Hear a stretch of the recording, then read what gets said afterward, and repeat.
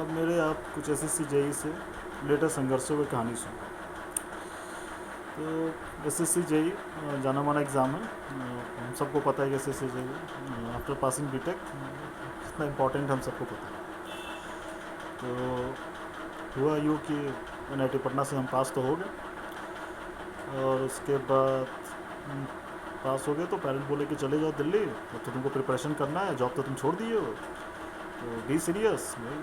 लेकिन हम तो ओवर कॉन्फिडेंट वाले लड़के, हमेशा आउट ऑफ कंट्रोल। पिछले साल ईएस में लगभग 200 कुछ मार्क्स आया होगा, तो हमको लगा कि इस बार तो फिर 40-50 मार्क्स ऐड कर तो हम ईएस क्लियर कर लेंगे। तो वही धोखा जो आप समझते हैं कि हर बच्चा लोग धोखा रखता है कि आपके बेसिक कंसेप्ट क्लियर नहीं है, आप 4 साल पढ़ कर नहीं आए, फिर भी आपका वो आप गए ऐसे ही एग्ज़ाम दे के चले हैं, और आप सपने में जीने लगे कि बस जब आपका बेसिस नहीं है तो चूँकि बस अच्छे धोखे से किसी तरह आपको 200 नंबर आ गया, तो आप सोचे कि 40-50 लाख आप ईएस ही निकाल लीजिएगा। बिल्कुल आपको समझ नहीं है, बिल्कुल मतलब आपको पता ही नहीं है कि आप मतलब किस तरह का डिसीजन ले रहे हैं, थोड़ा भी समझदारी नहीं।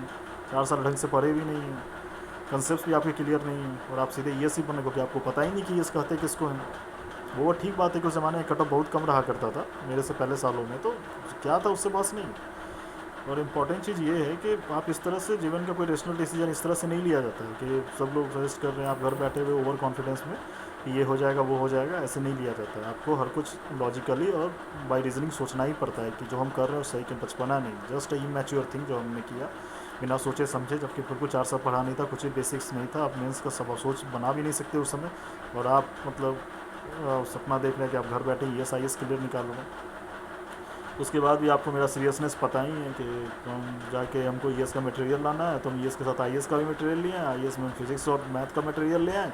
पढ़ना हमको सिविल इंजीनियरिंग है, और बैठ के हम आई एस का फिजिक्स और मैथ पढ़ रहे हैं, नॉलेज को बढ़ा रहे हैं। इस तरह का स्टूडेंट जो कि आउट ऑफ कंट्रोल हो, बिल्कुल आउट ऑफ फोकस हो, उसको पता ही नहीं क्या कर रहा है, इस लोग का फ्यूचर क्या होता है, वो आपको दिख सकता है आसानी कि वो आज भी नल्ला बैठा है। यार वो अब तो खैर बात की बात है, उस समय की कहानी सुनी। तो भाई अब तो लड़का इतना सीरियस है कि आईएएस का मटेरियल ले आया है, फिजिक्स और मैथ का मटेरियल उठा लाया वहाँ से, और सिविल इंजीनियरिंग से उसको ईएस निकालना है, तो सीरियसनेस तो साफ पता चल रहा है। तो उस समय की बात है कि बीपीएससी का मेंस हम दे रहे होंगे। पहली बार एसएससी जी का हम फॉर्म भरने गए तो फॉर्म फिलअप हुआ नहीं, तो हम उतना सीरियस थे नहीं। एसएससी जी भाई आपका ईएस आईएएस का सपना देख रहे हैं, आप एसएससी जी का कैसे फॉर्म भर दीजिएगा, सिंपल सा बात है। अलग ही दुनिया में आप जी रहे हैं, ख्वाबों की दुनिया में। तो ठीक है फॉर्म नहीं फिल भरने का तो शायद नहीं हुआ, पेमेंट वेमेंट नहीं हो पा रहा था, तो फॉर्म फिल नहीं किया। बीपीएससी का मेंस दे रहे थे, फ्रेंड्स लोग आए, जो पटना में एग्ज़ाम था, बहुत कॉलेज के फ्रेंड्स मिले, तो वो लोग बोल रहे तुम लोग का क्लियर हो गया है, पर वो लोग एक्सटेंशन दिए हुए ज्वाइनिंग का। तो हमको लगा कि सर मतलब ठीक है सबका हो गया है, तो सर मेरा भी हो जाए, मतलब लड़का तो हवा में जीता ही आप जानते हैं। तो फिर हुआ यूँ कि अगली बार दूसरी बार हम फॉर्म भरे, एग्ज़ाम का डेट आया। एग्ज़ाम के समय हुआ ही था कि 6-7 दिन से हमको फीवर था, तो मतलब नहाए भी नहीं थे, और मेरा टेम्परेचर बहुत ज़्यादा है, मतलब 6-7 दिन से बिल्कुल बेड पे थे। एग्ज़ाम का सुबह आया, एग्ज़ाम देने का हमको बिल्कुल ही मन नहीं, और पापा कह रहे कि बेटा, चूँकि रेलवे का निकल चुका था, यूपी असिस्टेंट कमांडेंट का भी रिटर्न निकला हुआ था, तो पापा लेकिन बोले कि अभी तुम्हारे हाथ में कोई जॉब तो है नहीं। और हम फॉर्म भी यही सोचे थे कि एटलीस्ट आपके हाथ में कोई जॉब आ जाता है तो फिर उसके बाद आप कोई प्रिपरेशन कीजिए, लेकिन चूँकि हमको बीमार थे तो हम जाने देने के मूड में नहीं थे, क्योंकि हम कुछ पढ़े भी नहीं थे।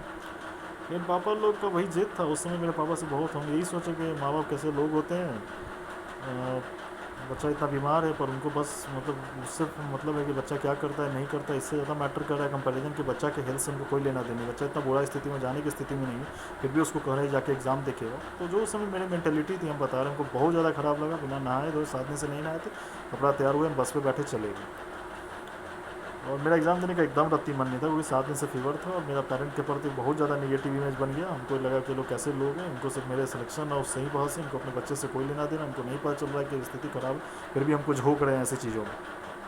ठीक है हम बस में बैठे, पटना की बस में, थोड़ी ज़िंदगी पटना तो मुझे तो पटना ही वो आदमी किया, सोचा पड़ा बस पे बैठ के चले गए एग्ज़ाम देने। वहाँ मेरा एक कॉलेज का ही फ्रेंड था, हम दोनों का एक ही जगह सेंटर था। तो ठीक है एग्ज़ाम दिए, तबीयत ख़राब था बस ऐसे ही दिए। तो पता है कि शायद ही किसी एग्ज़ाम का पीटी ना निकले, बहुत कम चांस रहता है, वो जिसमें एप्टीट्यूड हो तो निकल ही जाता है। तो बाकी सब कुछ था, वो मेंस वेंस भी दिए जितना हमको आता था। वो मेंस का तो उसमें प्रैक्टिस उतना अच्छा था भी नहीं, और सही बात है कि उतने बेस्ट थे भी नहीं उसे मेंस। तो ठीक है जैसा वैसा था बनाए हैं। तो हुआ यूँ कि ठीक है, एग्ज़ाम दे के आ गए। फ्रेंड से बात, फिर जो मेरे साथ फ्रेंड था उससे कांटेक्ट में थे, हम एग्ज़ाम देने जाते थे उसके रूम पे। तो बार बात हुआ, उससे पूछे तो बोला नहीं भाई, रिज़ल्ट नहीं आया है, और उसके कई सारे लोगों का हो चुका है ऐसे। ठीक है, हो चुका था, अभी तक रिज़ल्ट नहीं आया। आपको बताते हैं मेरी किस्मत का क्या है।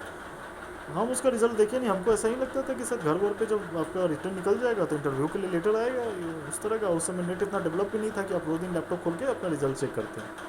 ठीक है, तो हुआ यूँ कि 1 साल के बाद शायद मेरा भाई चेक कर रहा था, तो शायद वो लिस्ट निकलता रहता है, उसका PDF अवेलेबल होता है नेट पे। तो उसमें वो देखा कि मतलब मेरा नाम था और रिटर्न मेरा क्लियर हो चुका था, और I was call for interview. और मोस्ट इम्पॉर्टेंट चीज़ ये था कि हमको जितना मार्क्स आया था ना, उसमें फाइनल लिस्ट का जो रिज़ल्ट था उससे ज़्यादा मार्क्स था कई सारे कैटेगरी में। मतलब उसमें कई सारे कैटेगरी में आप एग्ज़ाम देते हैं ना, तो जैसे PWD हो गया, MES हो गया, तो वाटर रिसोर्सेज। तो उसमें देखा मेरा भाई कि कई कैटेगरी में जो मेरा रिटर्न का मार्क्स था वो उससे ज़्यादा था जो उन लोग का फाइनल कट ऑफ था। तो आप समझ सकते हैं कितना बड़ा लाइफ का सेटबैक था कि हम उसका हो गया था, हम नेट पे रिज़ल्ट चेक नहीं किए, मेरे घर पे कुछ आया नहीं, और हम इंटरव्यू नहीं दे पाए, और SSC JEE ख़त्म हो गया मेरा। भाई को बोला कि भाई तो सीरियस श्योर रिज़ल्ट था, वी हैव लॉस्ट इट, गंवा दिए तुम। अब सुनिए कि अब तो SSC JEE गए आप, और इधर रेलवे का मेडिकली अनफिट हो ही चुके थे, UPSC असिस्टेंट कमांडेंट के बारे में बहुत कुछ पता चला, और आईसाइट और जो भी बहाना हम नहीं गए देने, और भी पता नहीं इस तरह का कितना सारा जॉब चला गया होगा, हम नहीं किए होंगे, या ABCD जो भी सिचुएशन होगा। फाइनली अभी हम नल्ले ही बैठे थे, और इसमें एक और पता चला कि श्योर का जॉब हम गंवा चुके हैं। कितना केयरलेस है आप, बिल्कुल आप रिस्पॉन्सिबल हैं नहीं, आप बिल्कुल आउट ऑफ रेंज चलते हैं, बिल्कुल आउट ऑफ कंट्रोल चलते हैं, आपको लगता है सब कुछ अपने आप हो जाता है। ऐसे लोगों का ज़िंदगी ऐसा ही जाता है। फिर हम उसके बाद SSC JEE, अब तो ऐसा सिचुएशन आ गया कि अब SSC JEE पे आपको फोकस करके अच्छे से एग्ज़ाम देना ही पड़ेगा। उसके बाद SSC JEE का जब हम एग्ज़ाम दिए नेक्स्ट टाइम, तो PT में शायद हमको 131 मार्क्स आ रहा था, और हमको लगता है मेरे फ्रेंड जैसे बताया कि तुम टॉप 5 या टॉप 10 में PT में निकले हो।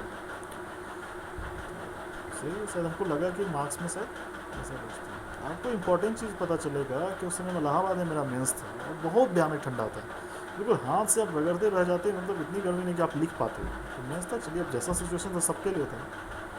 और अब तक SSC JEE का रूल था कि PT और मेंस को जोड़ के आपका रिजल्ट आता था, मतलब सब कुछ कंबाइंड होता था, तो एग्रीगेट करके मार्क्स का फाइनल रिजल्ट निकलता था। इस बार क्या किया गया कि PT अलग और सिर्फ मेंस के मार्क्स से फाइनल रिजल्ट निकला। आपको हम बता दें कि कुछ मार्क्स से मेरा मेंस नहीं हुआ। जब रिज़ल्ट आया मेरा नाम नहीं था, तो बिल्कुल पैर ज़मीन से निकल गया। अनएक्सपेक्टेड था कि मेरा नहीं हुआ, तो नहीं हुआ तो नहीं हुआ ना भाई, आप परफॉर्म नहीं कीजिएगा तो नहीं हुआ भाई। मेंस था, आप ढंग से नहीं लिखे होंगे, गलती थी आपकी। आप फिर वही बात है कि रिटर्न में ज़्यादा रह गए थे, और जो आपके वो क्या मैथमेटिकल जो न्यूमेरिकल था उसको ढंग से आप सॉल्व नहीं कर पाए, ज़्यादा तो थियोरटिकल में ही रह गया। जो भी आपका मिस्टेक था, फाइनली आपका नहीं हुआ, सेटबैक की तरह था। अब तो पूरा ज़मीन पे आप आगे पिछले बार गंवा दिए, और इस बार आपका हुआ ही नहीं, वो भी PT में इतना ज़बरदस्त परफॉर्मेंस का। कई मेरे फ्रेंड बोले कि तुम्हारा तो PT में इतना मार्क्स है कि एग्रीगेट करके तुम्हारा ऐसे ही हो जाएगा। वो एग्रीगेट करके हो जाता, हम सेलेक्टेड हो जाते, लेकिन इस बार सिर्फ मेंस पे बेसिस पे रिजल्ट निकला, और हम अनसेलेक्टेड हैं। उसके बाद हम हर बार SSC JEE तीजा हर बार मेरा PT निकला, तो कभी हम मेंस दे नहीं पाते थे, कभी देते थे, तो पता नहीं शायद उसके बाद मेरा 2 बार और SSC JEE दिए हम शायद, और उसके दोनों में PT निकला, शायद हम मेंस दे ही नहीं पाते थे, कि पता नहीं क्या हुआ। तो टोल मिला के हमको लगता है SSC 3-4 बार हम दिए होंगे, और हमको लगता है पहली बार तो मिस्टेक से चला गया, और दूसरी बार हम सिलेक्टेड नहीं हुए, और पता नहीं आगे हमको याद नहीं कि शायद हम दिए भी तो शायद फिर फाइनली नहीं हुआ कि क्या हुआ, कि हम शायद दे ही नहीं पाए। पर PT हमको लगता है रेगुलर निकलता रहा है। लेकिन ये बस ये सबक है आपके लिए कि अगर आप लाइफ में केयरलेस हैं तो आपका अच्छे से लगने वाला होता है। तो be responsible, be focused, never under estimate anything, क्योंकि कल एकदम बेस्ट एग्जाम्पल, कल हम इतना केयरलेस थे कि उसका इंटरव्यू अटेंड किया, और नेक्स्ट टाइम ही मेरा मेंस में नहीं हुआ। तो फिर वही बात, SSC JEE आपकी कहानी ऐसी ही रह गई मेरी। ये कहानी है मेरी SSC JEE। नेक्स्ट वीडियो में आपको हम अपनी और SSC CGL की कहानी सुनाऊंगा।